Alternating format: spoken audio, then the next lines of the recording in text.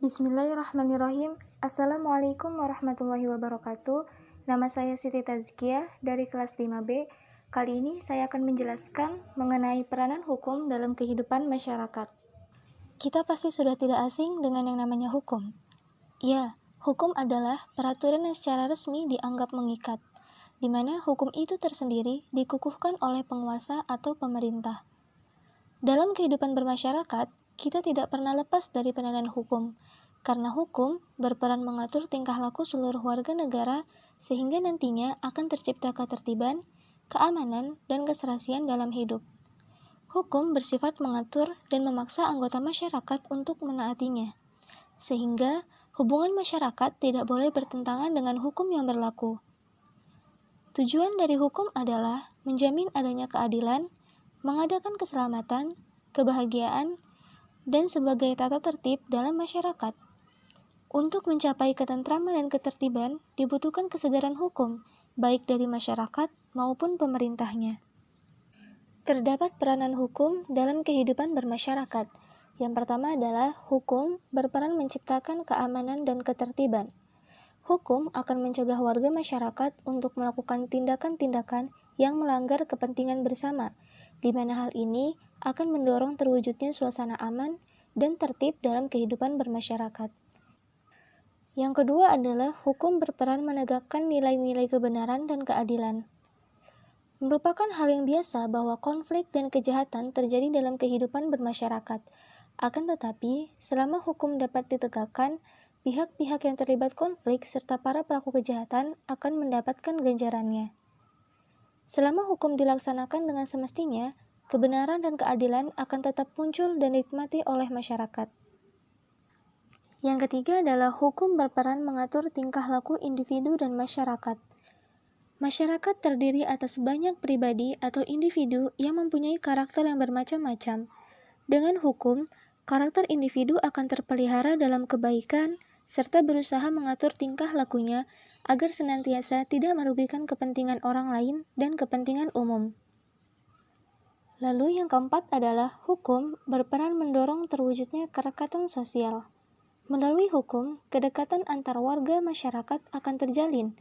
Berkat hukum, akan tumbuh sikap saling menghormati, saling menghargai, dan saling tolong sehingga relatif akan mudah pula terwujud persatuan dan kerukunan antar warga masyarakatnya. Yang kelima adalah hukum berperan membantu masyarakat untuk meraih kesejahteraan.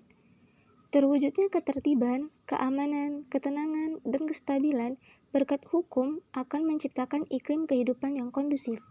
Hal ini menjadikan masyarakat dapat bebas atau leluasa mengembangkan potensinya dalam usaha meraih kesuksesan dalam hidup. Kesuksesan merupakan salah satu kunci dalam usaha mencapai kesejahteraan hidup. Peranan hukum dalam masyarakat.